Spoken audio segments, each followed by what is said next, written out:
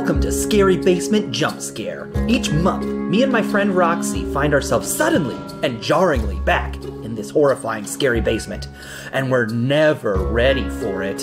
I'm Mikey McCollor, and I was in the middle of doing laundry, returning an email, texting my neighbor to see if they can turn their music down, and thinking about my future.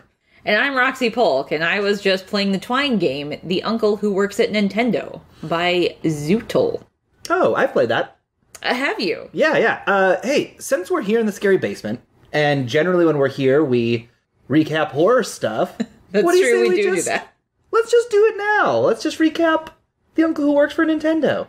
Okay, yeah, it was a pretty interesting little game. I didn't know what to expect going into it, but a whole lot of stuff happens, Mikey. Yeah. Let's start with a plot recap. All right, so it starts off, The Uncle Who Works for Nintendo is a choose-your-own-adventure-style text adventure, which finds you playing an 11-year-old going to a sleepover at the house of their best friend, whose name the player gets to choose from a list.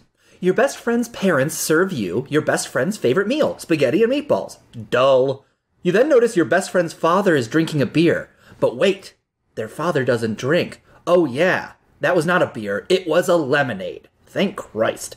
After dinner, your best friend shows you their video game collection. It's full of Dreamcasts and PlayStations and all sorts of other crazy stuff that is just kind of described in shapes and colors. But there's also unreleased consoles with green stripes and hooks for gloves. Then, you the player begin playing games with your best friend down in the den. You can ask them about school, look at the framed pictures of their family, or just jam out on some Star Fox and Ocarina of Time. Soon your best friend's mom brings out some popcorn and tells your best friend that tonight, at midnight, her uncle, who works at Nintendo, is coming over. At that point, you can learn about your best friend's overpowered Mew from a game that they're playing at school. Mew, of course, a Pokemon you're not supposed to be allowed to get unless you got a promotional copy. And also, you begin to remember a powerful storm that changed the town just a few months previous. You'll get all kinds of different choices that will reveal different aspects of your best friend's life, which will lead to different endings and such, including a brother that only you can remember, and the fact that your best friend's parents seem to be frozen in time whenever they're not interacting with their child. If you press your best friend on the titular uncle who works at Nintendo, you can get into a fight with them and learn that maybe there was some darkness going at home. This best friend was being left alone a lot of the time, and their father was spending some quality time at the bar, pounding brew dogs. You have then the option to tell your friend you're sorry that you weren't there for her. Then at midnight, the uncle who works for Nintendo arrives, and in video game breaking code prompts, it calls you child a lot. And presumably eats you or does something unspeakable to delete you from reality. Truly haunting. There are other options, though. You can convince your best friend to reveal the secret of her uncle who works at Nintendo.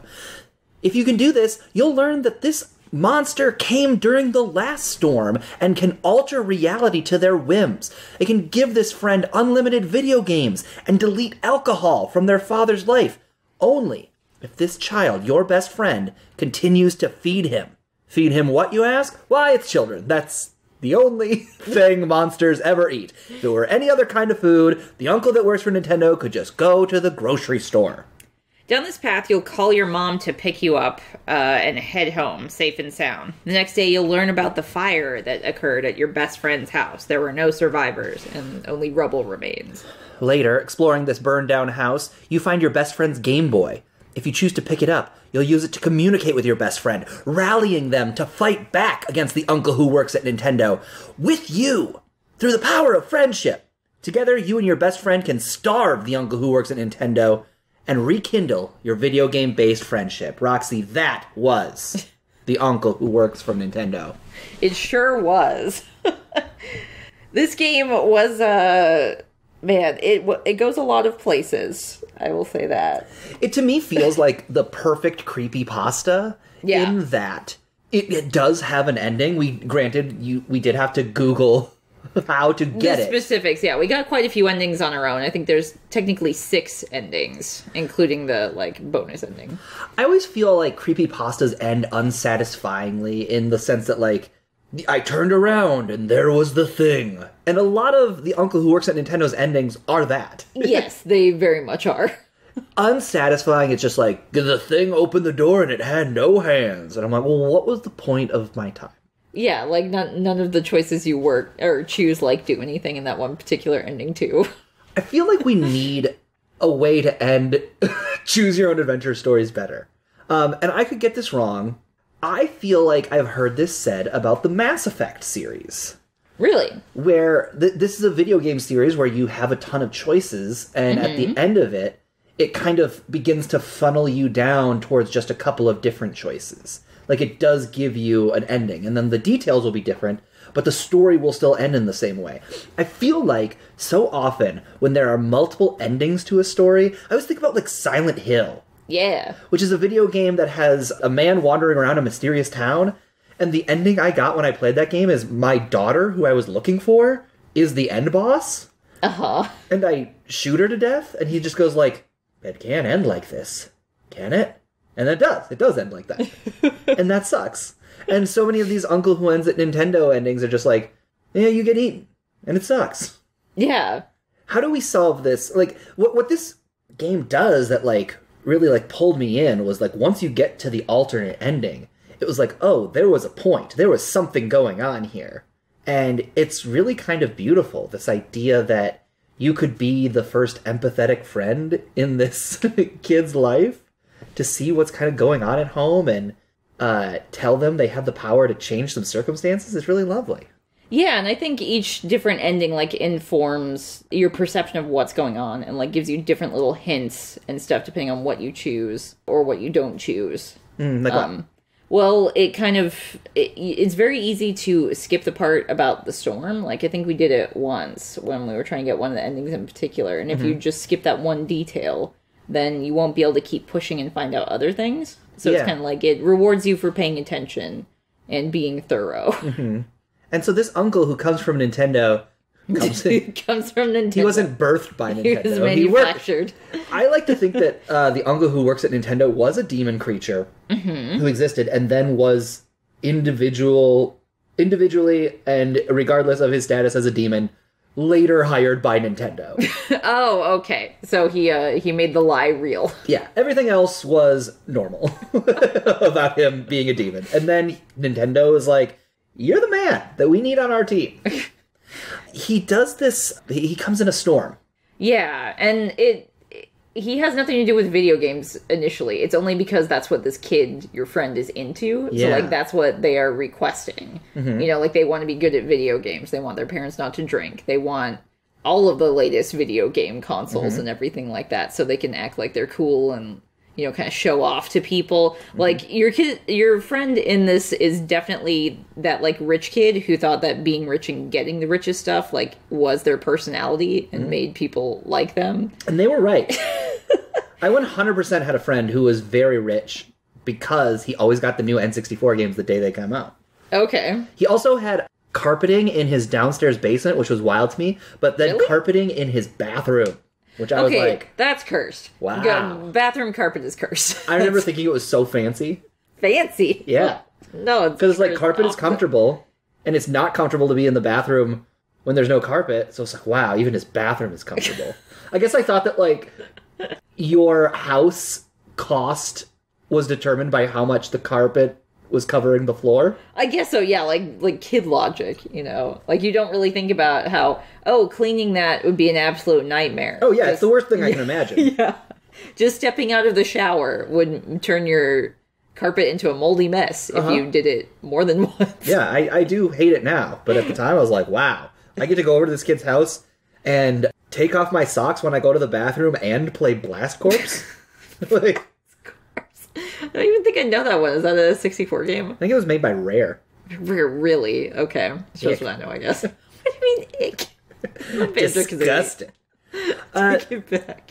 So this ending of this game, you pick up your friend's Game Boy, and then the menu actually turns into a Game Boy. Yeah, so it's very cool. So this is a Twine game. So Twine lets you do a lot of different things. What does Twine stand for? What does a Twine game look like? Like, when you're coding it and everything, it's like just text with, like, essentially choice trees. So it'll kind of look like You didn't play Detroit Become Human. I would never. Yeah, it has a menu system in that game that kind of just, like, shows the different choices you make and where they spider off to, you know, like, if you get a dead end or you get an ending or, like, this character's alive or this one isn't. So when you're I don't know if you technically even call it coding in Twine. I guess you can. I don't know how to code very well. And nobody knows how to code. Nobody ever in existence Coding does. is impossible. But so, like, even someone like me can kind of figure it out. You know, it's more like placing choices on a map instead of coding, like, I don't know, with numbers and such. Yeah. But the way they did it, though, they incorporated images and stuff, too. So, like, lots of Twine games can just be text only, but they incorporated, like, sporadic art and images and stuff, which was really neat. In particular, that part where it switches into the video game menu screen was very neat, and I was not expecting it at all. And it makes sense because that's, like, the true ending, so they kind of, you know, went all out to integrate it. Yeah, you as the player character are finding a Game Boy and, like, playing through its menu and talking to your friend as this theoretical uncle who works for Nintendo is calling you, "Oh, child! Oh, child, you must stop! Child!" He tries to overwhelm you with code as well. So he's trying to actively come after you at the end, which is very neat. Especially because I don't know how they timed it. They had to have done something more complex than that. I understand. But they timed it to just keep setting off more and more code that you would have to click through. So as he's trying to, like, distract you and keep you from killing him or starving him, I guess. Right. By not eating, he is starving. Yeah. And by playing Pokemon, you are keeping him from eating. I don't think we talked about the continuity of this either, how it's like every single time you die and get a game over, that's supposed to be one kid that got sacrificed to him and died. Yeah, I think the true ending makes the point that, like, all of the kids that you were playing as, be they the best friends or you yourself, the player, every kid that is eaten by the uncle who works for Nintendo is still alive, and they're all part of this. Or they, like, existed, I guess. Right? Yeah, they're, like, in my head, they were stuck inside the Game Boy. Okay. A scary place to be. Not a lot of fun games on the Game Boy. One of the worst systems. Are we talking about original Game Boy or Game Boy Color? All. But they talked about Nintendo. Or not Nintendo, excuse me, Pokemon. Yeah, Pokemon's the only one. Which, I was confused. I thought that was a Game Boy Color exclusive game, but you said you could play on regular Game Boy. It was red, blue, and yellow were all original Game Boy. Dang. Okay. Damn, can you believe it? I think that was actually the first video game I ever owned was Pokemon Red. Oh, yeah? Yeah. It was the last video game I ever owned.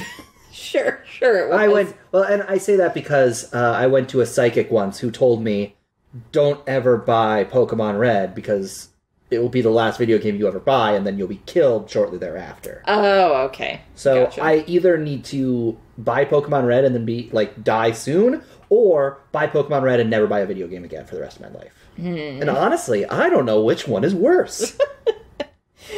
Roxy, what did you think is the big idea of this game? Well, I think we talked about it a little bit already, but one of the reasons why this character, the child who is sacrificing the player character to the uncle who works at Nintendo, is because they were lonely. Like, they were left alone. They didn't have anyone to stand up for them. So I think kind of you, the player character, finally standing up for your friend and being like, sorry, I wasn't there for you, and I'm going to make sure I am now. Like, I'm going to make up for what I did, which was just standing by, not doing anything. Yeah. So I think it's kind of has a really uplifting message about standing up for your friends. It was sweet. Yes. Sweetheart friends are sweet. Yeah, it definitely feels like it's got something to say about, first of all, like, the lies children tell, and the way that we, like, manifested our tragedy through, like, various childhood forms, right? So much of these, like, lies that we tell at school, like, my uncle works at Nintendo and he told me about the new Zelda that's coming out, are cries for attention. Yeah. And if you are the type of child whose parent is constantly going to the bar and you're not getting that attention at home because you got an older brother who's got more problems than you and they tend to get all of your parents' attention, that's what you start to crave. And I think what's scary about this is the idea that, like, if these lies became true, how much power a child would have. Yeah. To literally turn your parents into NPCs. And I think there was a line, too, like, I think the parents also cycled out, too. I don't know if it was the original parents being manipulated this whole time, or if they were New ones, I'm not sure. Yeah, there's definitely something about, like, the parents know what's going on. Because in one of the endings, when your mom comes and picks you up, the parents, like, solemnly put their hands on their child's shoulders, like, you're gonna get eaten by this monster tonight. Yeah, and just watch you walk away. Good luck with that. There is, like, the thing that's, like, truly frightening about this, and I think, like, again, grounds it into our reality, is that these kind of lies break apart friendships. Yes, yeah. I definitely had the same friend who had blast corpse and carpeted bathroom. Lied a lot. I remember he told us that he was going to be the new voice of Ren in Ren and Stimpy. What? And he was like, yeah, they fired Billy West and they came to me. What a thing to lie about. Yeah, and I was just like, that's not true. But that was frustrating for me, and I remember, like, I don't know if it was necessarily because of that, but also because I, like, wanted to be cool, and this was not a cool kid, even though he was, like, my good friend. Yeah. I was just like, I can't be your friend anymore. Oh, really? Yeah. I remember, this is a very sad story, I remember being in line at lunch and, like, going through the line, and he was right behind me in line. He was just like, please be my friend again. Wait, please. you seriously said that? And I was just like, no, Tyler, we can't do it. Can't do it. Heartbreaking. But he was a liar. like, that is the manifestation of the uncle who works at Nintendo. Like, he was trying to break up their friendship, and that's how you ultimately defeat him, is with the Game Boy, like, you come together. You say, like, I'm sorry for you. I'm gonna be here for you. You don't deserve this treatment. Yeah. Friendship is what beats back the lies. It feels like a very one-to-one. This is how childhood friendships work. Yeah, they're a lot simpler, I guess. There isn't as much room for nuance and kind of like talking things out because you don't really have those skills yet. No child does. Yeah, you really don't. And that's why you need a good parent to say, like, hey, why are you telling all your friends you know about the next Zelda? Yeah. Because I know exactly as much about the next Zelda as is out on the internet. I've been following IGN. I know the rumors. That's what a good parent does. They follow... Yeah, following IGN rumors. A good parent will keep up on the latest gaming leaks and rumors to make sure their child is not becoming an outcast at school by telling blatant lies. Tell a little bit of lies, obviously. Mikey, you should write a parenting book. I have. Okay. Where can they pick it up? Amazon. Plug. It's on Amazon. And it's called Lies, Rumors, and Videotape.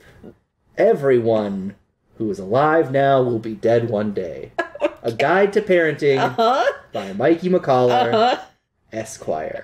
Oh, that's your pen name. I gotcha. Yeah. Okay. No, my pen name is just me lying about being a lawyer.